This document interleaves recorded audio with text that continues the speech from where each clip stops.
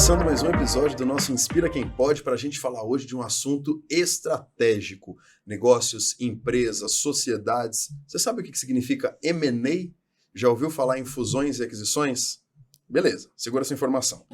Bom, universo jurídico, grandes escritórios, Nelson Williams, Pinheiro Neto, grandes empresas, startups. Com certeza você que me acompanha em algum momento já se deparou com esses temas, com essas mensagens, com essas palavras no seu LinkedIn, na sua rede social. Se você é da área, e eu tenho muitos seguidores, muitos amigos, muitos contatos que são advogados, você vai adorar esse episódio. Se você não é da área, você vai aprender muito com esse episódio, porque eu recebo aqui uma referência no tema. A gente vai falar sobre empresas, negócios, sobre esse mundo jurídico e que dá para transformá-lo em algo mais verdadeiro, palatável, simples, do dia a dia, não é um bicho de 7 cabeças distante. Pelo contrário, precisa ser próximo e realista para que na prática funcione. Então, tá comigo aqui a minha querida Luana Rosa. Luana, obrigado pela sua presença. Muito obrigada, Cris. Adorei a introdução. É bom, né? Ancorar as pessoas na conversa que vem por aí. E acho que realmente é isso, assim, a gente falar de direito societário e M&A de uma forma mais leve, menos juridiquês, assim, para realmente democratizar. É muito mais fácil do que as pessoas realmente pensam. Não, e vamos lá, quando a gente fala, né, que você trabalha hoje em um dos maiores escritórios do país, já teve passagem por outros, mas está na Nelson Williams, Advogados Associados, em uma área tão robusta, que quando o pessoal fala fusão e aquisição, você já imagina dois gigantes de tecnologia, se for o Itaú com o Unibanco, né, dois bancos e tudo mais. Mas na prática tem muitas coisas do dia a dia que acontecem nesse universo e que o povo não conhece. Então, para a gente começar, Luana, advogada, de onde surgiu o direito na sua vida?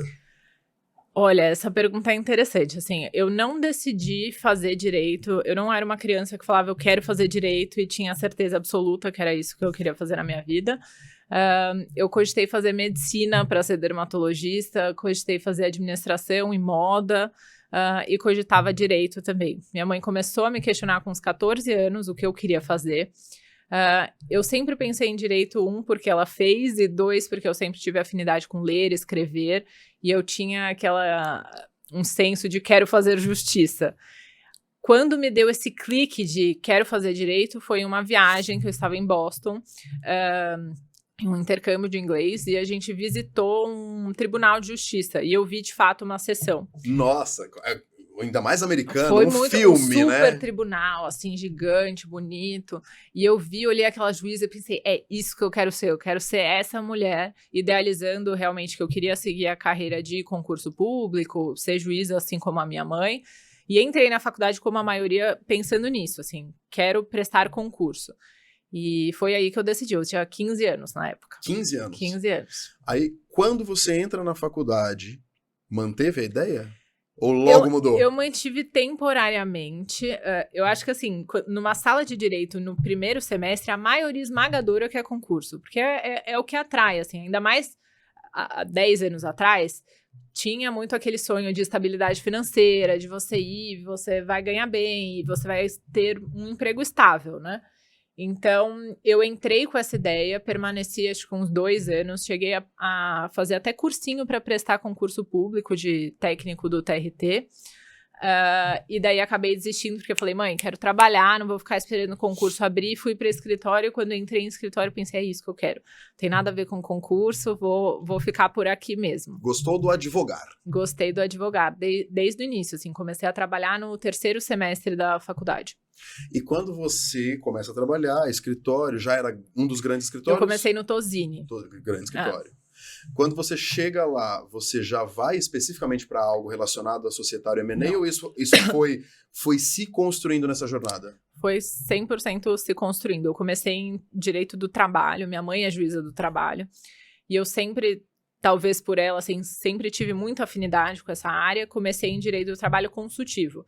Trabalhava com estrangeiro, fazia consultas, visto para estrangeiro vir trabalhar no Brasil, auditoria ainda que dentro do contexto de M&A, mas só da área trabalhista. E daí passei 1 ano e meio lá e saí para fazer um intercâmbio de relações internacionais em Barcelona. Tá. E esse intercâmbio foi muito voltado para a empresa. Assim, eu tive finanças, que eu não tinha a menor ideia, tive global marketing, que foi muito legal. E daí eu saí de lá pensando assim, quero administração, quero fazer alguma coisa voltada para a empresa. Eu até cogitei a terminar essa faculdade lá. No fim, ia atrasar muito minha faculdade aqui no Brasil. Pensei, uma saída é eu voltar e trabalhar com empresarial, com empresas mesmo. E daí eu comecei a prestar processos seletivos lá em Barcelona, muito com vontade de voltar a trabalhar e entrar nesse novo mercado que eu não conhecia. E em menos de 1 mês, quando eu voltei, eu comecei a trabalhar no Piero Neto na área de M&A, e daí não saí mais. Foi amor ao primeiro processo. Sim, primeiro M&A. E vamos lá, na prática, né, M&A, o Merger and Acquisitions, a fusões e aquisições, societário, o que você faz, pelo amor de Deus? Tá. Eu dou bastante treinamento no Nelson Williams e é engraçado, assim, né? Explicar de uma forma simples o que é M&A, o que é fusões e aquisições. Eu brinco que, assim, se tem alguém querendo vender uma empresa ou um ativo e outro alguém querendo comprar, é comigo.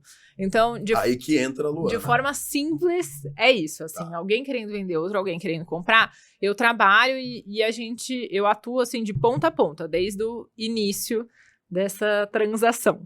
Tá. E o início dessa transação é entender se tá tudo certo. É um bom ponto, assim. Pode ser que o cliente chegue, já tem um comprador, então o vendedor chega, tem esse comprador, e daí o início seria a elaboração de uma carta de intenções, de um memorando de entendimentos, ou pode ser que o vendedor queira vender, mas ele ainda não sabe muito como e tem que se estruturar, e aí começa o início, a prévia do M&A, estruturar de fato essa empresa, preparar ela para uma venda. Ou seja, é um papel fundamental, né? Sem você começando tudo aquilo, a gente fica vulnerável. Sim, acredito que sim. É possível dizer que sim. Agora, vamos lá. Eu vou confessar aqui a você, quem me conhece na vida pessoal sabe que se eu tivesse que eleger as minhas 5 séries preferidas, 2 delas são How to Get Away with Murder e Suits. Eu não sou um advogado, apesar de 2 das minhas cunhadas serem, convivo com muitos advogados, mas eu acho isso incrível. E você, com todas as suas passagens por grandes escritórios, hoje você está num imenso escritório, existe esse imaginário popular, né? Aquela cena de série. Como é que é trabalhar nesses grandes escritórios? Como é que isso moldou a sua carreira, te trouxe até aqui? Tá. Moldou muito. Eu comecei no Tosini, depois fui para o Piero Neto, então comecei já em grandes escritórios. Eu acho que esses grandes escritórios, eles prezam muito pela excelência. Então, é assim, você vai fazer o melhor trabalho que você puder fazer e você vai fazer da melhor forma na primeira vez. Porque se você fizer e não der o seu melhor na primeira, você vai refazer até ficar perfeito. Porque eles têm realmente isso, né? De você entregar para o cliente o melhor que ele poderia ali contratar. Então, eu tive muito isso na minha base, especialmente na parte de M&A no Piero Neto, assim, de trabalhar na tentativa e erro. Você fez, não tá bom, o sênior vai corrigir o seu trabalho, vai te devolver até aquilo estar realmente perfeito. Acho que esse foi um dos maiores aprendizados aí que eu tive em escritórios de advocacia. E os desafios? Desafios, nossa, desafios muitos, assim, em grandes escritórios tem muita pressão, e a minha área eu vejo ainda mais, assim, o M&A, ele é uma coisa que você pode estar trabalhando tranquilamente e, de repente, você começar o caos, porque chega um M&A e eles querem fechar em 1, 2 meses, e vira e mexe tem uma razão business por trás, né? Tem um motivo daquilo ter que fechar tão rápido. Você não pode perder aquela janela de tempo. Então, assim, muitas madrugadas acordadas para virar e realmente fechar as transações dentro dos prazos esperados. Acho que o maior desafio é tentar manter a saúde mental e equilíbrio da vida diante de tamanha pressão que se tem dentro do mercado de trabalho. Me surgiu uma dúvida aqui completamente fora do script, mas a dúvida é, esse sono, né, quase perdido, ele está relacionado ao tamanho da transação? Quando você olha uma transação milionária, bilionária, te assusta mais? Ou não importa se é uma pequena empresa comprando outra pequena empresa? A cifra assusta mais? Assim, a cifra assusta mais para a auditoria, principalmente, porque no processo de auditoria, quanto maior a empresa, maior a quantidade de informações que você vai ter que analisar e absorver.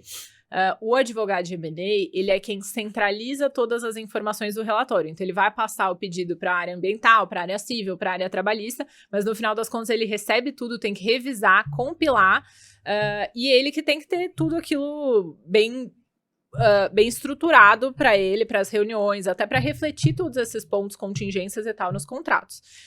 Então, sim, nesse sentido, quanto maior a empresa e a transação, maior a complexidade da auditoria. Mas não necessariamente uma transação pequena, envolvendo cifras menores, não vão ter noites mal dormidas. Porque, às vezes, é a questão, assim, recentemente mesmo eu tive uma transação pequena, que precisava fechar em 1 mês. Então, foi uma correria, assim, realmente algumas madrugadas adentro para que aquilo fosse possível acontecer naquele curto período. Fora essa responsabilidade que você comentou, que de fora a gente não imagina, né? Porque você fala, eu falo com a Luana, a minha advogada é a Luana, né? Uhum. Só que a Luana acionou uma série de outras áreas que você acabou de citar, lidou com um monte de prazos de diversas equipes para consolidar tudo aquilo para o cliente, ou os clientes, as empresas, receberem aquilo da mão da Luana de novo. Então tem um bastidor denso que ninguém conhece, né? Com certeza. Não, a quantidade de áreas que a gente tem que lidar internamente dentro do escritório é gigantesca, e às vezes o cliente vem e fala assim, eu preciso saber essas informações desses processos aqui. Eu não tenho essa informação, eu preciso caçar internamente. Então o advogado de M&A, ele também tem que ter um certo jogo de cintura dentro do escritório, ser amigo das pessoas, porque a gente está numa posição sempre de cobrar, de pedir trabalho, cobrar prazo, pedir num prazo menor, porque no fim o cliente fala, mas eu preciso disso para hoje. Você que vai ter que entrar lá dentro do escritório e falar, desculpa, mas eles precisam disso para hoje, me ajuda a te ajudar, sabe? Sim, você tem a conexão ainda com os advogados do cliente, com as áreas do cliente. É muita gente para gerir, né? Sim. É realmente uma gestão de time, assim, e eu acho que isso faz diferença o tamanho da transação, assim, quanto maior a transação, muitas vezes maior a quantidade de pessoas envolvidas e dessa gestão de contatos aí que você tem que fazer. E começamos falando de M&A, né? M&A, fusões e tal, mas no universo do empresarial, do mundo corporativo, dos clientes, empresas, quando você pensa no societário, independentemente se está acontecendo uma compra e venda ou não, há muita atuação da sua parte também. Sim. Perfeito, assim, o direito societário, eu brinco que ele é a espinha dorsal das empresas, né? O direito societário que prevê como que os sócios se organizam, como que entra e sai sócios da sociedade, como é a questão de sucessão, distribuição de dividendos, prolabore dos administradores, ou qualquer deliberação, assim, as regras de tomadas de decisão dentro das empresas, tudo permeia dentro do direito societário. E é fácil administrar essas expectativas dos empresários? Não é fácil administrar as expectativas dos empresários, mas é possível. É possível. É traduzir um pouco, assim, o que eu comecei falando no início, né? Traduzir um pouco do juridiquês, da lei das sociedades anônimas, do Código Civil, para a realidade. O que isso implica? Porque se você começa a falar assim, o artigo tal, blá, blá, blá, prevê isso, eles já bloqueiam os ouvidos e não querem saber nada. Teve algum momento... todo mundo tem muito dessa curiosidade. Pai, como é que foi tal caso, tal negociação? Mas antes da gente entrar nisso, teve algum momento nesses anos todos de carreira, né?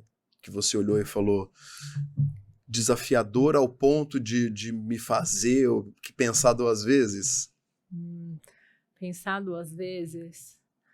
Eu nunca repensei estar trabalhando com direito ou trabalhar com M&A e societário. Tiveram muitos momentos desafiadores e momentos, assim, por vezes de desequilíbrio, de quantidade de sono ou não. Mas eu sou uma pessoa muito movida por desafios, então eu sempre me senti muito desafiada e isso me movia internamente. Então, apesar do cansaço, eu nunca pensei em mudar de área ou qualquer coisa do gênero. E você equilibra Além do prato muito bem equilibrado de uma grande advogada, você é mãe de 2. Exato. Agora tem o desafio do segundo, né? Ainda não sei como vou equilibrar esses pratinhos.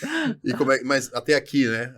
Como é que a maternidade se equilibrou junto do dia a dia intenso do trabalho?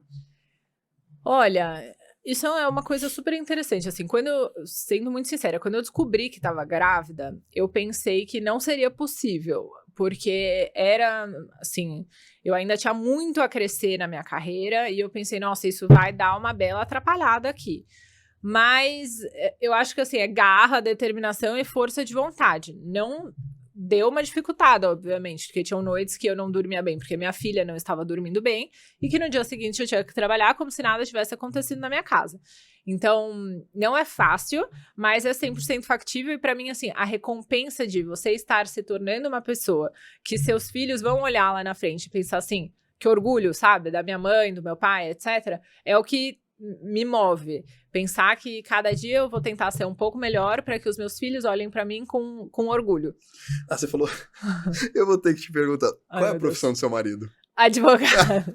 Eu imagino essa casa, ela deve falar de assuntos assim maravilhosos. Não, a minha né? filha, minha filha tem 6 anos. Ela é muito, muito argumentativa. Ela argumenta tudo. E às vezes ela te deixa sem resposta. Esse final de semana mesmo, assim, a gente tava, vamos cortar o cabelo, não vamos cortar o cabelo. Nós não queríamos deixar ela cortar o cabelo muito curto, porque ela tinha cabelo muito comprido, e eu tinha medo dela se arrepender depois, e é complicado, vai demorar pra crescer. E daí ela falou assim, se você tem cabelo cacheado, cabelo ondulado, e eu tenho cabelo ondulado, por que você pode cortar o cabelo curto e eu não posso cortar meu cabelo curto? Daí eu fiquei assim, pensando momentaneamente o que responder pra ela. Difícil minha pergunta, né? Você não tem resposta. Você tá de brincadeira. Com 6 anos. 6 anos. E ela fala, você fala alguma coisa, ela fala, isso não é justo. Ela começou com 5 anos a falar que as coisas não são justas. Então ela tem um poder de argumentação, provavelmente porque ela vê dentro de casa 2 advogados doidos argumentando o tempo inteiro. Todo. E ela convive com isso. Possivelmente temos um sinal de profissão que vem por aí, né? Eu espero que ela pegue alguma coisa. Eu queria que ela fosse veterinária, alguma coisa um pouco mais leve. Um pouco mais leve no dia a dia. Bom, não vamos fugir disso. Vamos. Claro que eu sei que você não pode citar nomes ou cifras, mas enfim, muitos anos. Você tem alguma ideia de números? Quantos M&As você já fez na vida? Mais de 50. Dezenas, né? Muitos. Tem algum caso, tem alguma negociação, tem algum momento que você fala, cara, isso foi marcante? Tem alguns casos, mas teve uma transação há muitos anos já, que envolveu 27 vendedores, pessoas físicas.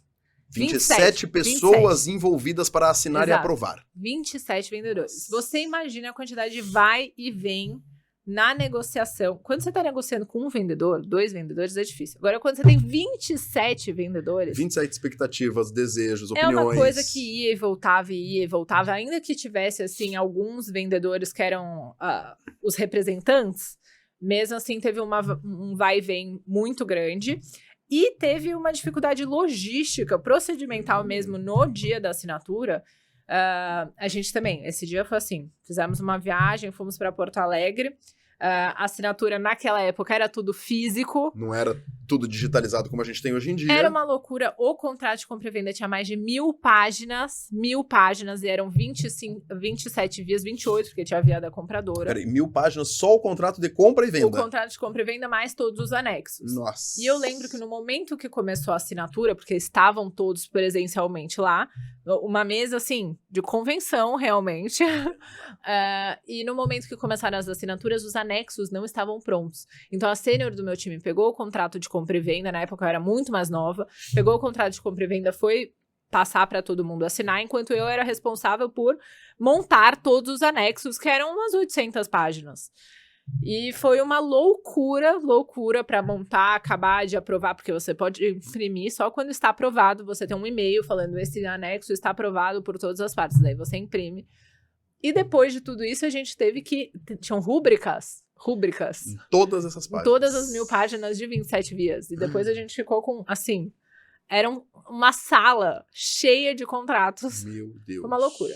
Então, essa transação especialmente me marcou muito, porque além da dificuldade da negociação mesmo, teve uma dificuldade muito grande.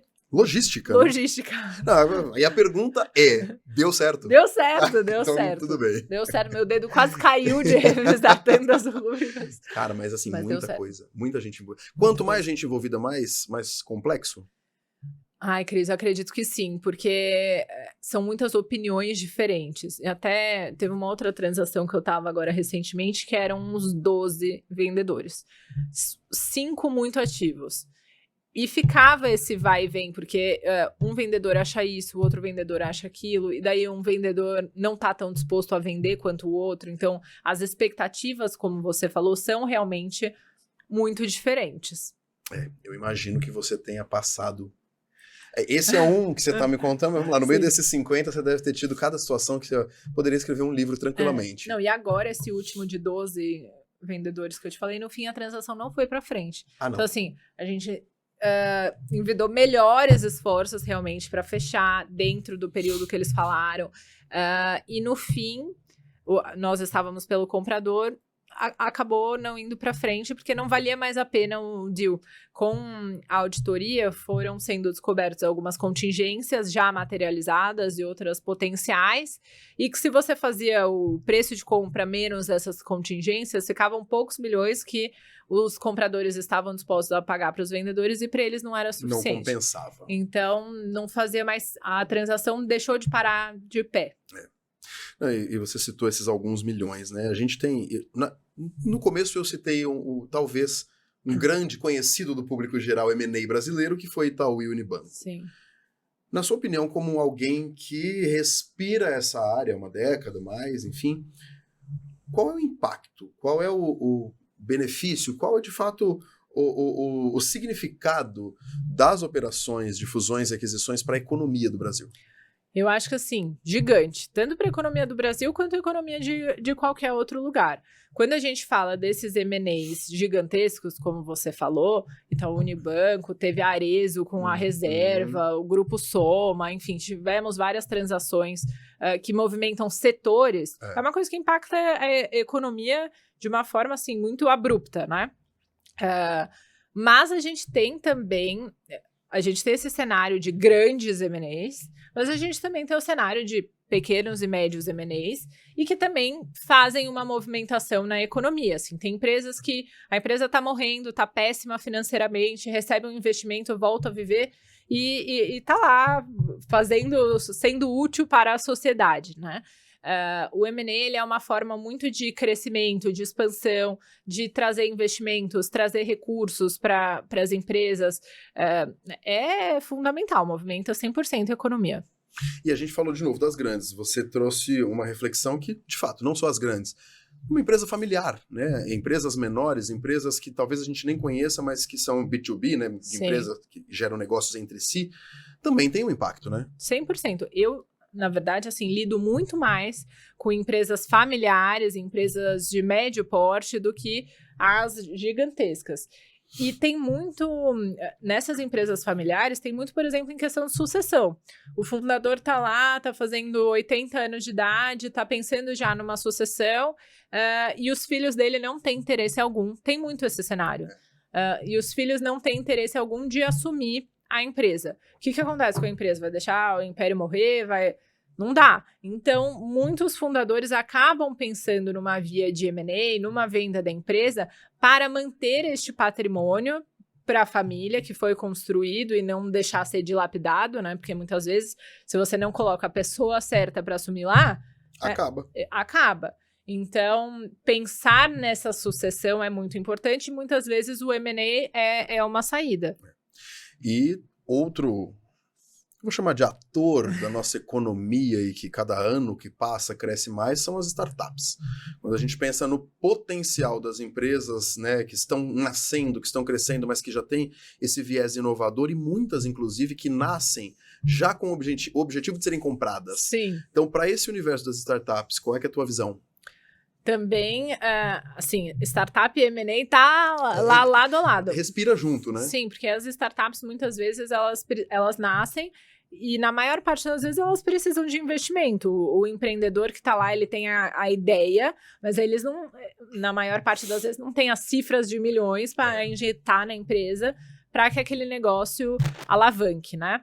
Então, essa forma de injetar recursos em startups também tá dentro do universo do M&A e acontece sempre no dia a dia das startups. Eu até, na Merama, que eu trabalhei, era uma startup, a gente teve essa questão de investidores injetando dinheiro, recursos, algumas rodadas ao longo da minha estadia lá, e, enfim, é isso que mantém as empresas vivas, né? Além disso, dessa questão de trazer recursos, tem também os M&As de fusões de startup, a venda da startup. Tem, de fato, como você falou, startups que nascem com o propósito de quero ser vendida lá na frente. É isso. E quando você nasce com esse propósito, você tem que ter um jurídico muito bom. Você tem que ter um financeiro muito bom, mas o jurídico tem que estar muito bom também. Porque você precisa estar bem estruturado juridicamente, governança, parte societária muito forte, para que lá na frente um investidor venha e faça sentido fazer essa aquisição, né? Que você seja pronto, né? Exato. Já nascer pronto é o melhor do cenário, porque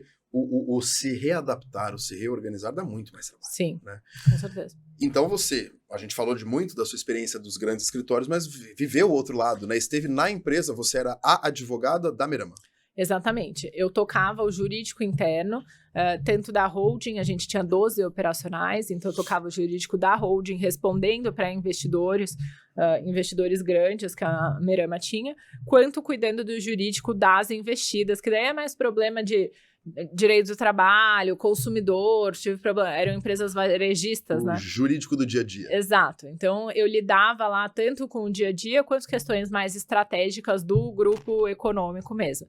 E eu brinco, assim, que eu acho que essa minha experiência na Merama fez toda a diferença. Porque uma coisa é você estar do lado que você é advogado, que você, de fato, presta serviços para o cliente, e outra coisa é você ver o que você, como advogado, está recomendando, como que isso repercute no dia a dia. Como que você faz para aquelas obrigações contratuais se perpetuarem, serem cumpridas, de fato, no dia a dia de uma empresa, né? Porque no contrato é tudo mais fácil, você colocar lá. Agora, implementar isso é outra coisa. Eu vou pular para uma etapa que eu estava pensando em deixar para o final, mas desde que a gente se conheceu e tudo que a gente conversa, tem uma coisa que você diz sempre, que você pratica, que eu gosto muito, que é isso. Não adianta eu ter um contrato cheio de coisa, meu Deus, que não é execuível, que na prática não acontece. Qual que é a sua visão a esse respeito, né? Do ter um direito, do ter um jurídico, do olhar para algo que no dia a dia tem funcionalidade muito mais do que só ser bonito no papel. Sim. Eu acho que, assim, isso é fundamental. Por exemplo, em M&A tem uma cláusula de indenização que, às vezes, a gente acaba criando uns mecanismos muito elaborados, muito complexos lá, que na prática não para em pé. Então, assim, você precisa manter um relatório de todas as novas contingências, enviar esse relatório X vezes, quando receber uma ameaça de qualquer coisa, vai informar. E daí, quem que vai fazer isso lá dentro? Muitas vezes a empresa não tem uma pessoa que possa vir a ser a responsável por isso. Então, assim, uma preocupação que eu acho que os empresários têm que ter e os advogados que estiverem ao lado deles têm que passar não adianta a gente colocar no contrato obrigações que não consigam parar de pé, assim. Ou a gente coloca essa cláusula de indenização, ela é fundamental, mas a gente precisa cascatear essas obrigações para as pessoas responsáveis dentro das empresas, né? Não basta você prever lá. Teve também uma outra transação que a gente tinha uma questão, a gente deu recebíveis em garantia. Então, assim, recebíveis de cartão de crédito, vendiam os produtos e esses recebíveis foram dados em garantia.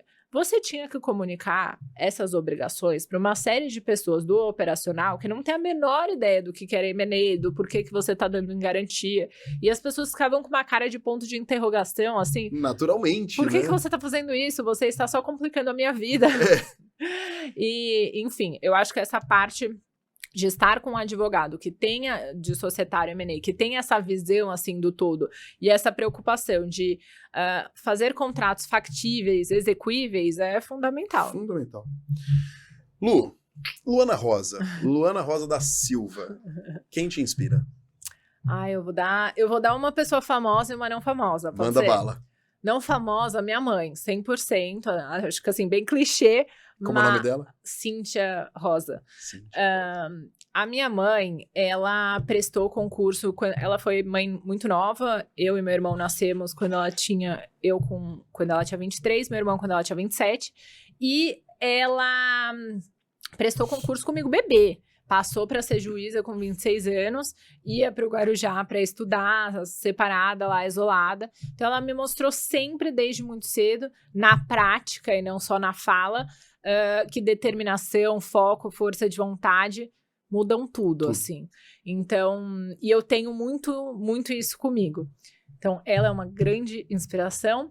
Inspiração famosa, Luísa Trajano, assim, acho que 100%, não é uma pessoa do direito, mas eu acho muito inspirador como ela une, assim, de governar um império com humanidade, o que para mim é algo muito importante, e abrir portas, assim, ser de fato inspiração para outras mulheres, né? Se você parar para olhar CEOs, fundadoras de empresas e a representatividade mulher versus homem ainda é muito baixa.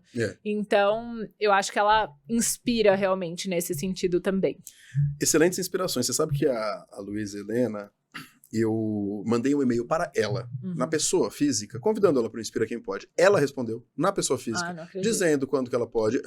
É uma pessoa incrível, né? Ela é esse ser que transmite... Ninguém se sustenta num personagem por muito tempo. Se não fosse verdade, já tinha caído. Ela é verdadeira. Sim. Beleza, e quem te irrita? Ou, não, quem não, né? Sacanagem falar quem, mas... quem é pesado. O que te irrita? O que me irrita? Falsidade e falta de senso de equipe, assim. Eu sou uma pessoa, acho que você já reparou, assim, muito transparente, muito honesta, muito... Eu sou isso, assim, eu sou isso pra você e eu sou isso pra qualquer outra pessoa. E gosto de trabalhar muito em equipe, assim, eu acredito que se eu te ajudar e você me ajudar, nós crescemos juntos e faz bem pra todo mundo, win-win.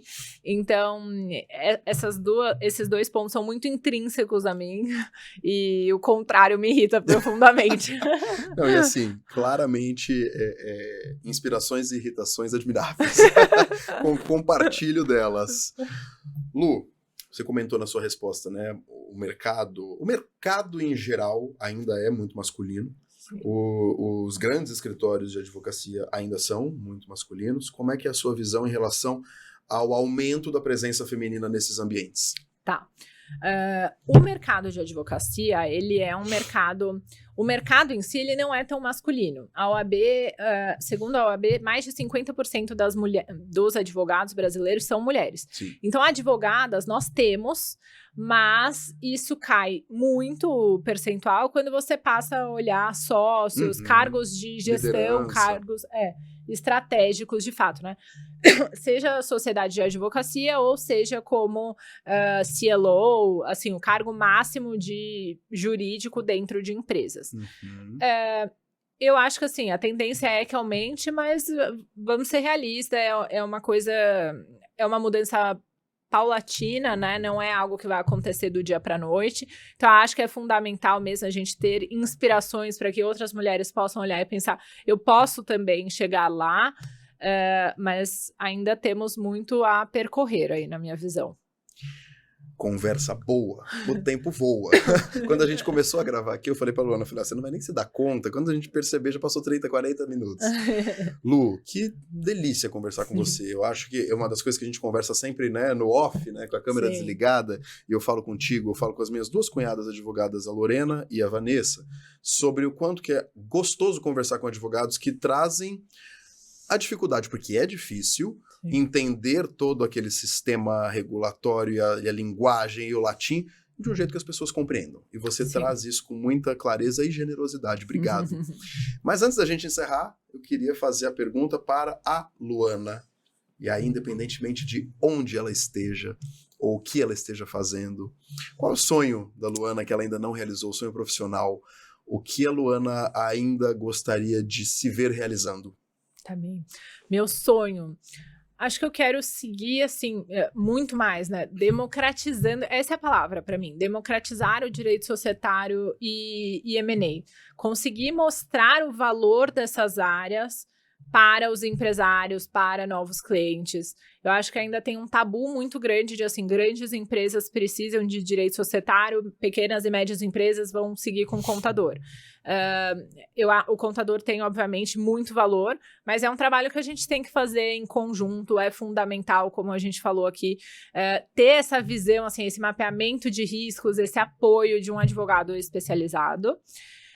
E outro sonho grande é, com certeza, assim, compartilhar conhecimento. Acho que compartilhar conhecimento com quem está começando, talvez através de uma mentoria, não sei ainda, mas compartilhar conhecimento com quem quer entrar na área.